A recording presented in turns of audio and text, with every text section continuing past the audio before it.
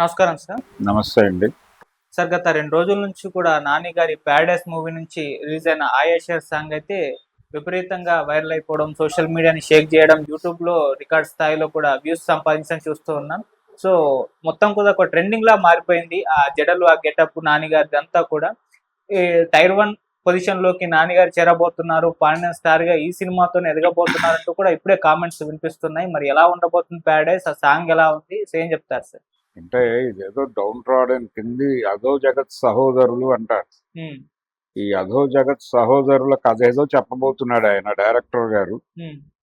అయితే ఈ చెబుతున్నటువంటి ఈ కథ ఈ ఏరియాలో లొకేట్ అవుతోందనే విషయం వాళ్ళు గ్లిమ్సెస్ టైంలోనే చెప్పారు ప్రపంచానికి. హ్మ్. అయితే ఇక్కడ ఆ శ్రీకాంత్ ఓదెల తన జీవితానుభవాలు కూడా ఈ కథలోకి తీసుకొస్తున్నాను అన్నట్టుగా ఒక ఇంటర్వ్యూలో చెప్పాడు ఆయన. హ్మ్. చెప్పిన సందర్భంగా ఈ జడల ప్రస్తావన కూడా వచ్చింది. ఈ జడల గొడవ ఏమిటి అని. హ్మ్. ఆ జడలకి సంబంధించినటువంటి వ్యవహారం ఏంటి అనే దాని మీద కొంత కీలకమైన ఇది ఉంది. క్యూరియాసిటీ ఉంది ప్రపంచంలో. ఈ జడల గొడవ ఏమిటో తెలుసుకుందామని. దానికి కల్చర్‌కి ఏదైనా రిలేషన్ ఉందా అనేది కూడా చూడాలి. కాబట్టి ఆహార్యం దగ్గర నుంచి కొన్ని ప్రత్యేకతలతో నడిపినటువంటి సినిమా ఇది. ఇది రకరకాల ప్రశ్నల్ని సమాజం మీద సంధించేటువంటి ప్రయత్నం కూడా ఈ క్యారెక్టర్ నుంచి జరుగుతుంది అనేది మనకు అర్థమవుతోంది. సో ఇది కొంత జనాల్ని ఎమోషనలైజ్ చేసి కొన్ని కొత్త పాయింట్స్ని కొన్ని కొత్త అంశాలని ప్రపంచం ముందు ఉంచేటువంటి ఛాన్స్ అయితే ఉంది అనేది అర్థమవుతోంది. ఇంతకు ముందు వీడు చేసినటువంటి దసరా సినిమా కూడా అది పాన్ ఇండియా అనే అన్నారు. అప్పటికి దాని మీద ఉన్నటువంటి ఇన్ఫ్లుయెన్స్ రంగస్థలం అనేది ఒక అభిప్రాయం అయితే రగ్గడ్గా సినిమా నడవటము అదంతా చూసాం దానిలో. కాకపోతే వాళ్ళు లొకేట్ చేసినటువంటి ఏరియా కథ ఎక్కడ జరుగుతుందో వాళ్ళు లొకేట్ చేశారు సింగరేణిలో. లొకేట్ చేసి సిల్క్ బార్ వ్యవహారం మీద కథ ఎక్కువ నడిచింది. అయితే దానిలోకి స్నేహాన్ని ప్రేమని పట్టుకొచ్చి ఏదో వండారు. కాకపోతే ఆ నేపథ్యంలో ఆ నేపథ్యానికి సంబంధించి ఒక జీవితం ఉంటుంది. ఆ జీవితాన్ని దర్శింపజేయటంలో ఫెయిల్ అయ్యే డైరెక్టర్ అనేది అప్పుడు ప్రధానమైన విమర్శ. ఈసారి అలాంటి ప్రమాదం జరగకుండా ఉండటం కోసం ముందు నేపథ్యాన్ని అర్థం చేసుకుని ఆ నేపథ్యంలో నుంచి ఒక క్యారెక్టర్ని క్రియేట్ చేసి అలా కథని తయారు చేసినట్టుగా మనకు అర్థమవుతుంది. వాళ్ళు కాకిని సింబలైజ్ చేస్తూ కూడా ఏవో డైలాగులు పాటలు పెట్టారు. ఈ కాకిని సింబలైజ్ చేయటం ద్వారానే ఇది కింది తరగతుల ప్రజల తాలూకా గొడవ, సబాల్టర్న్ మూమెంట్ అని ఒకటి వస్తుంది సినిమా ఇండస్ట్రీలో. అంటే జనం ఎవరు పట్టించుకున్నటువంటి ఏరియాల్లోకి వెళ్ళి కథలు రూపొందించడం అనేది ఒక కార్యక్రమం నడుస్తోంది. అందులో భాగంగానే వీళ్ళు కూడా కొంత కొత్తదనం, అంటే తెలుగు తెరకి కొత్తదనం ఎక్కడి నుంచి వస్తుంది? ముందు దర్శకుడు కథా రచయితో ఒక కొత్త ఏరియాని దర్శించినప్పుడు దాని తాలూకా ప్రభావం తెర మీద కనిపిస్తుంది. అలాంటి ప్రయత్నము పరిశోధన లేకుండా మనకి రా కథలు, అంటే కూర్చుని అల్లేసేటువంటి కథలు కొన్ని ఉంటాయి.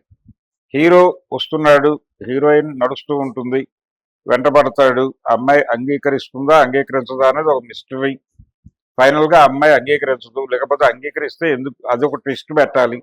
ఇలా జామెట్రీ బాక్స్ తీసుకుని కొలతలు కొలిచి కథలు వండటం అనేది ఒక పద్ధతి ఉంది.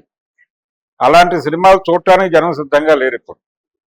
కాబట్టి జామెట్రీ బాక్సులు వద్దు మాకు, మీరు జీవితాల్లోకి వెళ్ళి జీవితాల్లో ఉన్నటువంటి రకరకాల అంశాలని తడిమి తెలుసుకుని మీరు ఫీల్ అయ్యి మీకు కనిపించినవి లేకపోతే మీకు అనిపించినవి వాటి ఆధారంతో ఏదైనా కథలు అల్లుకుని రండి, దాన్ని చూడటానికి మేము సిద్ధంగానే ఉన్నాం అని జనం చాలా స్పష్టంగా చెప్పేస్తున్నారు.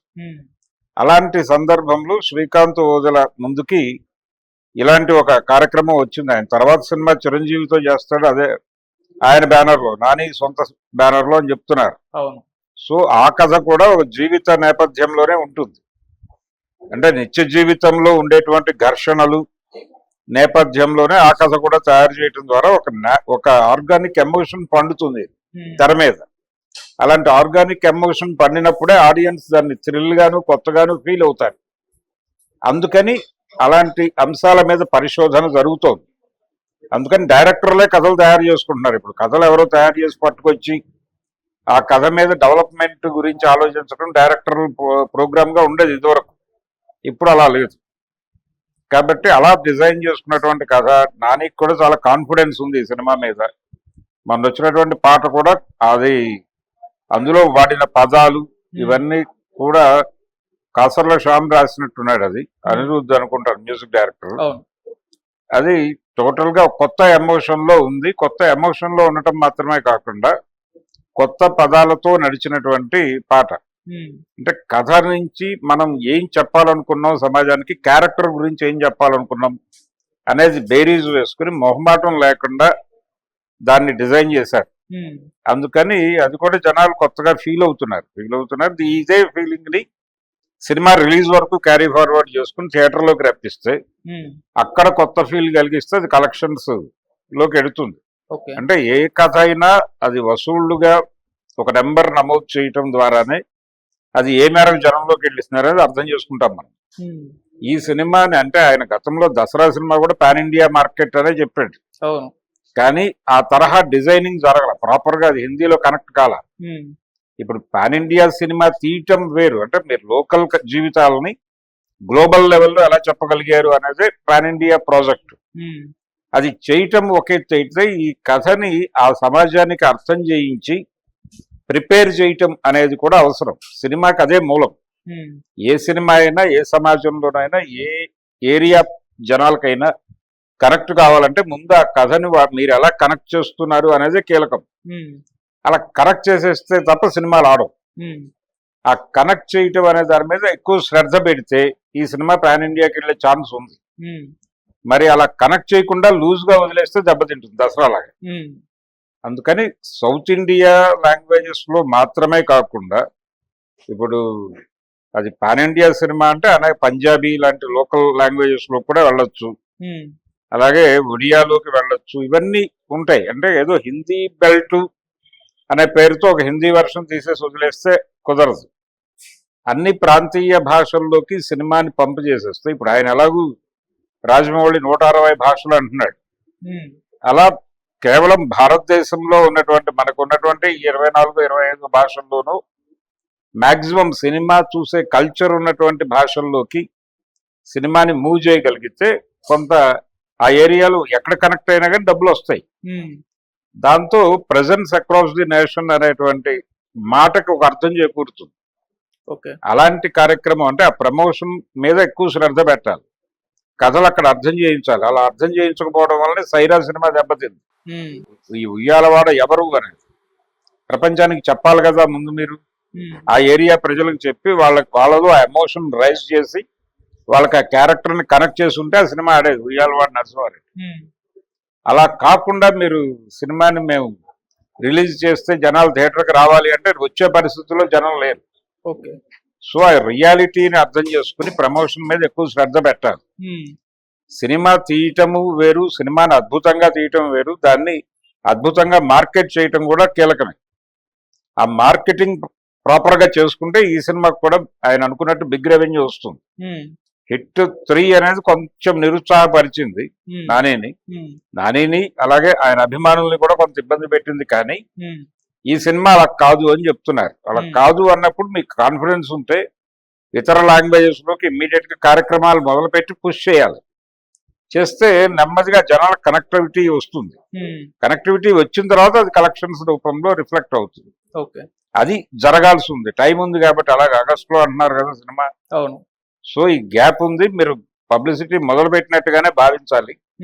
ఇంత గ్యాప్ ఉంది కాబట్టి మీరు విస్తృతమైన ప్రచారం చేసి అనేక ప్రాంతీయ భాషల్లో కూడా సినిమాని తీసుకెళ్తే జనం చూస్తారు. ఏ ప్రాంతమైనా సఫరింగ్ ఒకటే. ఇప్పుడు ఆయన చెప్పిన 2 జడలు ఒక ఏరియాకి సంబంధించిన గొడవ అయితే కావచ్చు, ఇది ఇంకొక ప్రాంతానికి వెళ్ళినప్పుడు పరాయి గొడవే. అయినప్పటికీ ఇది దీనిలో ఉన్నటువంటి అంశాలు ఏమిటి, ఎలిమెంట్స్ ఏమిటి అనే దాన్ని బట్టి ఆడియన్స్ దానికి కనెక్ట్ అవుతాడు. అలాంటి కార్యక్రమం ఏదైనా చేసుకోగలిగితే సినిమా వాళ్ళు అనుకున్నట్టుగా బిగ్ రేంజ్, బిగ్ రెవెన్యూ చూస్తారు. మరి ఆ ప్రయత్నం చేయాలి. అందుకోసమే అనుకుంటాను ముందుగానే ఈ పాటలు జనం మీదకి పంపు చేసే కార్యక్రమం మొదలు పెట్టేశారు. అంటే ప్రమోషన్ ఇప్పుడే ప్రారంభమైంది కాబట్టి ఆగస్టు సినిమాకి ఫిబ్రవరిలోనే ప్రచారం మొదలైందంటే వీళ్ళు ఎక్కడో బిగ్గర్ ఏరియాలో సినిమాని రిలీజ్ చేయాలనుకున్నారు అనేది అర్థమవుతుంది. అది ప్రాపర్ గా వర్కౌట్ అయితే సినిమా నెక్స్ట్ లెవెల్లో వెళ్ళే అవకాశం అయితే ఉంది.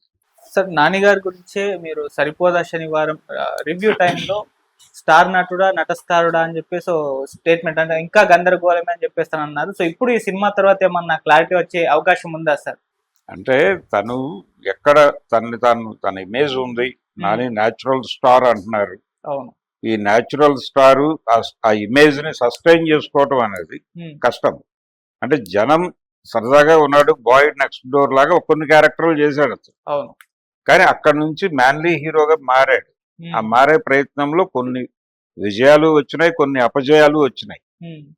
అయితే ఈ అపజయాలు అవి కాదు, స్టడీ చేసి ఏ కథలు చేయాలి అనే దాని మీద తనకంటూ జడ్జిమెంట్ ఉండాలి. నానికి ఆ జడ్జిమెంట్ ఉందనేది అందరూ చెప్పే మాటే, కానీ తడబాట్లు కూడా ఉన్నాయి. అంటే మనకు ఒక ప్రోగ్రామ్ ఉంది, మనం ఆ రేంజ్ లో ఉండాలి అని అనుకున్నప్పుడు, ఆ మార్కెట్ లోకి మనం ఎంటర్ కావాలి అనుకున్నప్పుడు దానికి సంబంధించిన ఇతరతర కృషి కూడా చేయాలి. ఇవన్నీ చేసుకుంటే ఆ మార్కెట్ లోకి అతనికి యాక్సెప్టెన్సీ దొరుకుతుంది. Okay, no problem. అంటే ఇప్పుడు స్టార్లు నటులు అనే దానికంటే కూడా ఎవరు ఏమిటి అనే దాని మీదే నడుస్తోంది. పాత్ర స్టార్డమ్ అనే దానికి దాదాపుగా కాలం చెల్లింది. ఓకే, ఇప్పుడు అలా లేదు.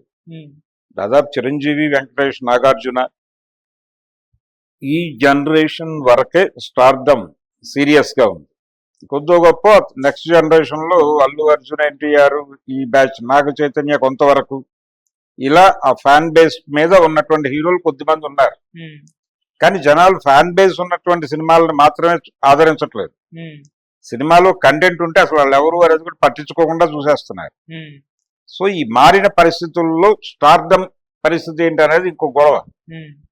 స్టార్డమ్ పక్కన పెట్టేసినప్పటికీ ఇది ఇంట్రెస్టింగ్ గా అనిపిస్తోంది. ఈ ఇంట్రెస్టింగ్ గా అనిపించటం అనేది ఆ జడల దగ్గర నుంచి రకరకాల షార్ట్స్ వాళ్ళు చూపించారు. ఆ ప్రకారం మార్కెట్ లో కొంత బిగ్ రెవెన్యూ పట్టుకొచ్చే అవకాశం అయితే ఉంది ఈ సినిమాకి. Okay sir, thank you so much. Thank you.